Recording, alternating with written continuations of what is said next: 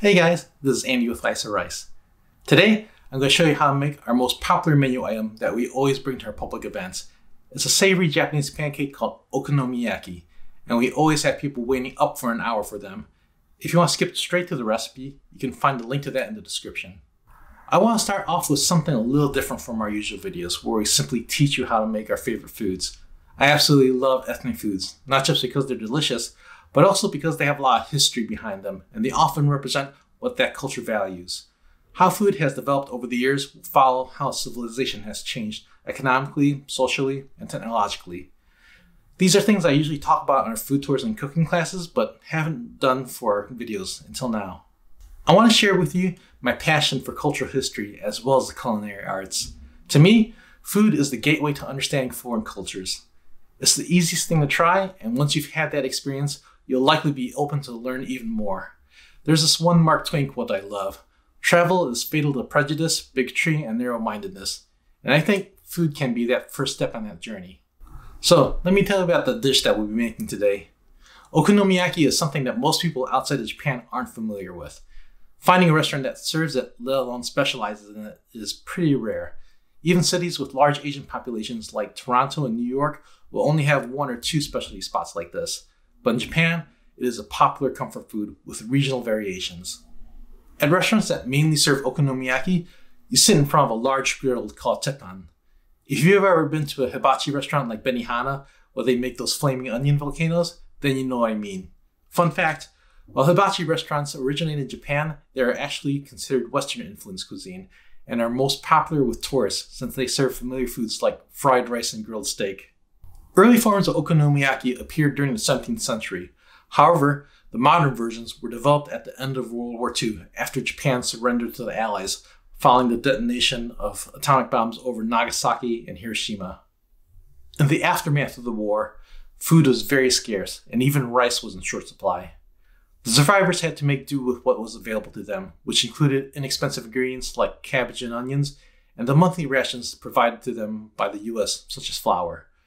Using these simple ingredients, they were able to create something that was filling and nutritious. As Japan recovered economically, what started as survival food became highly customizable with the addition of a large variety of ingredients. In fact, the word okonomi means how you like it. It is very similar to pizza in that way. It can include optional ingredients like seafood, pork belly, chicken, assorted vegetables, mochi, or even cheese. And just like how pizzas in Chicago and New York are quite different and have their loyal fans, two forms of okonomiyaki have become most prominent. One comes from the previously mentioned Hiroshima. Since the end of the war, it rebuilt itself into a thriving metropolis with a bustling nightlife and is the largest city of its region and the home of the Mazda Motor Corporation.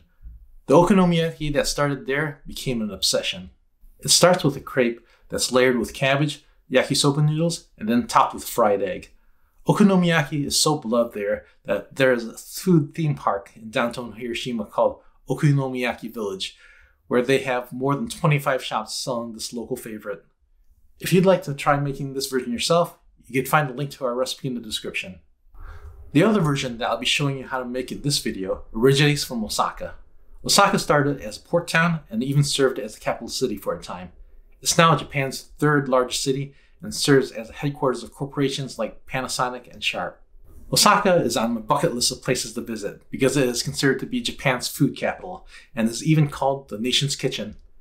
There's even a word that summarizes their philosophy, which translates to eat until you're broke, which sounds good to me.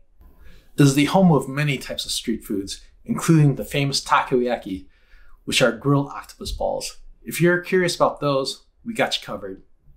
Their okonomiyaki shares many of the same ingredients as the Hiroshima version. The difference is that it doesn't include noodles, and instead of being made in layers, most of the ingredients are mixed together prior to cooking. Some restaurants will have private tables with smaller teppans built into them, where the customers cook the okonomiyaki themselves. The customers are given bowls with their ingredients so that they can see how fresh they are.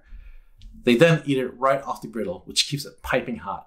The Osaka style of okonomiyaki is less labor intensive compared to the Hiroshima style, which is good for me because I've made over 1,000 of these over the years. This dish holds a special place in my heart, and I'm happy to share with you. The ingredients you'll need are readily available in any Asian market as well as online. So, if you're ready to taste some Japanese soul food, we'll get started. First, we'll start with our batter. Here we have 1 cup of flour, half a cup of water, 2 eggs, half a teaspoon of baking powder, half a teaspoon of salt, 1 teaspoon of sugar, and half a teaspoon of dashi powder. Dashi is basically just a fish broth. Now, if I was making ramen or udon, something where I would need a lot of fish broth, I would make it from scratch.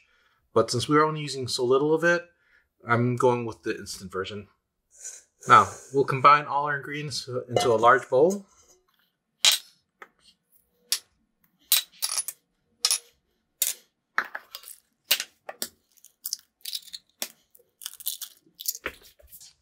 And we'll whisk it together until it's smooth.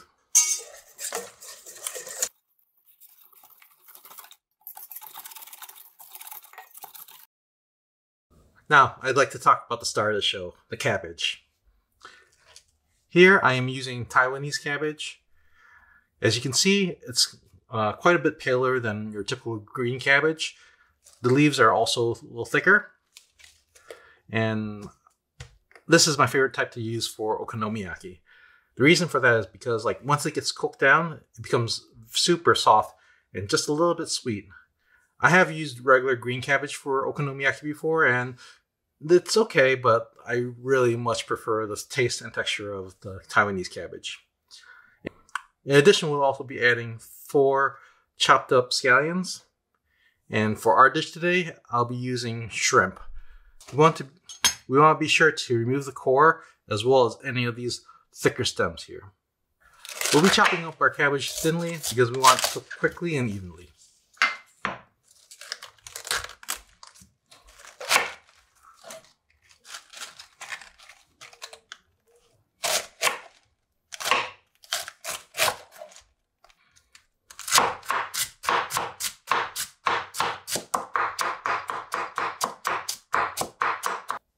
Once your cabbage is all chopped up, now we'll just add everything into the batter. So I'm adding my shrimp first, my scallions, and about half a pound of my cabbage. Now, of course, this is a lot of cabbage, but the batter really is there just to hold everything together. Combine everything thoroughly so that each piece of cabbage gets a little bit of batter. Let's talk about the toppings. Traditionally, okonomiyaki is topped with pork belly. But if you can't find pork belly, then plain old bacon will do. With that, you also have some okonomiyaki sauce, which is a sweet and savory fruit-based sauce. Some Japanese mayo.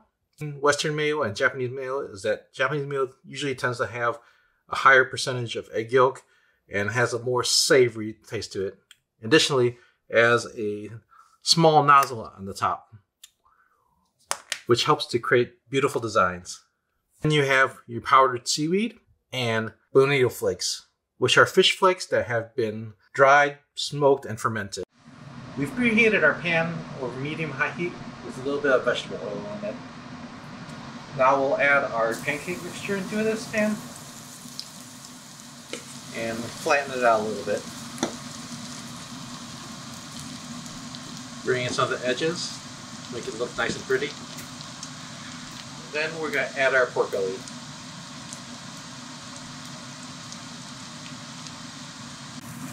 Now I'm going to cover it up a little bit, which will trap some of the steam and cook the cabbage evenly. Cook this for a couple minutes until the center sets. Now we're going to flip this over and crisp up that bacon.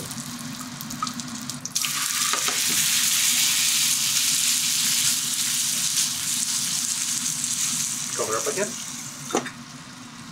After a couple minutes, the bacon will be nice and crispy.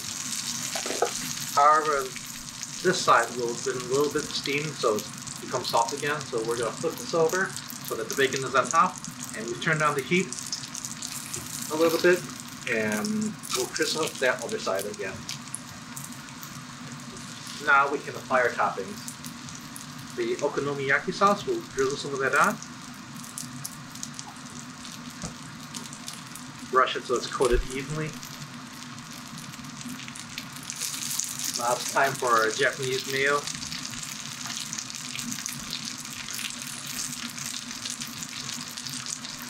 Savory powder. And last but not least, our bonito flakes. You see them dancing? And that's it. Serve immediately while it's still piping hot.